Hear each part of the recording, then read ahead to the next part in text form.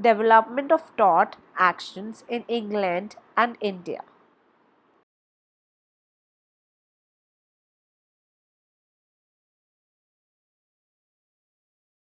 So, the development of law of torts in India. To deal with the malicious behavior of the people, tort existed in Hindu and Muslim law, but it can be said that tort was formally introduced by the Crown in India. It is based on the principles of equity, justice, and good conscience. The law of torts is based on the principles of common law, which is mainly the English law of torts. The application of law of tort is an applied selectivity in Indian courts, keeping in mind if it suits the circumstances of Indian society. Justice Bhagwati in M.C. Mehta versus Union of India observed that we have to evolve new principles and lay down new norms which will adequately deal with new problems which arise in a highly industrialized economy. We cannot allow our judicial thinking to be constructed by reference to the law as it prevails in England, or for the matter of that, in any foreign country. We are certainly prepared to receive light from whatever source it comes, but we have to build our own jurisprudence.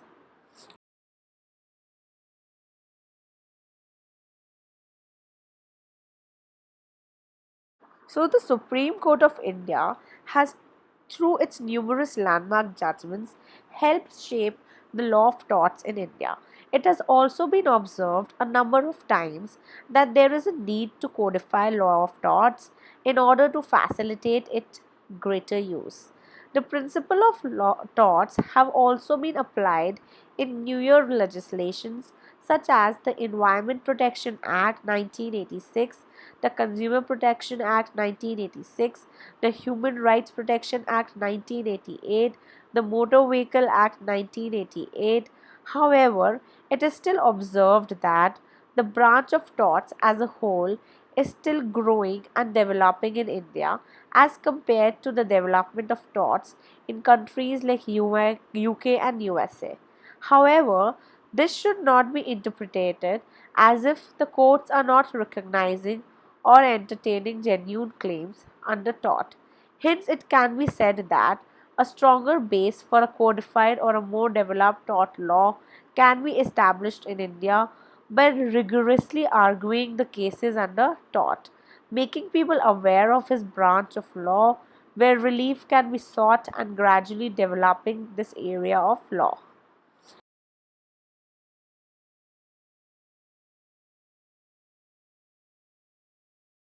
Now, the English common law and evolution of torts law in India during 18th and 19th century. So, the law of torts in India presently is the English law of torts, which itself is based on the principles of common law of England. So, British Empire brought common law and formal tort law to India through the three presidency codes through efforts of Sir Henry Maine and Sir James Stephens, and attempted for codification in 1886 by Sir Frederick Pollock in form of Civil Wrongs Bill, but it was never passed. During British rule, courts in India were enjoined by Acts of Parliament in the UK and by Indian enactments to act accordingly to justice, equity, and good conscience. If there was no specific rule of enacted law applicable to the dispute in a suit. In regard to suits for damages for torts, courts followed the English common law insofar as it was consonant with justice, equity, and good conscience. They departed from it when any of its rules appeared unreasonable and unsuitable to Indian conditions. An English statute dealing with tort law is not by its own force applicable to India but may be followed here unless it is not accepted for the reason is mentioned below. In MC Mehta versus Union of India, Justice Bhagwati have to evolve new principles and lay down new norms which will adequately deal with new problems which arise in a high industrialized economy. It has also been held that Section 9 of the CPC, which enables the civil court to try all suits of a civil nature, impliedly confers jurisdiction to apply the law of torts as principles of justice, equity, and good conscience. Thus, the court can draw upon its inherent powers under Section 9 for developing this field of liability. Also, in the judgment, Jay Lakshmi Salt Works versus State of Gujarat, truly speaking, the entire law of torts is founded and structured on morality. Therefore, if it would be primitive to close strictly or close finally the ever expanding and growing horizon of tortious liability, even for social development, orderly growth of the society, and cultural refinements.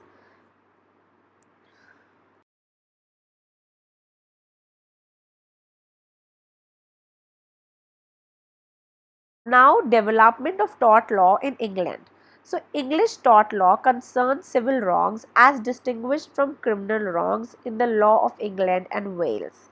Some wrongs are the concern of the state, and so the police can enforce the law on the wrongdoers in court in a criminal case. A tort is not enforced by the police, and it is a civil action taken by one citizen against another and tried in a court in front of a judge. So the tort derives from the Middle English for injury. Following Roman law, the English system has long been based on a closed system of nominate torts, such as trespass and battery. This is in contrast to contentious legal systems which have since adopted more open systems of tortious liability.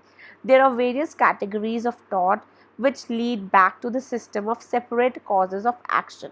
The tort of negligence is, however, increasing in importance over other types of tort, providing a wide scope of protection, especially since Dunjo versus Stevenson.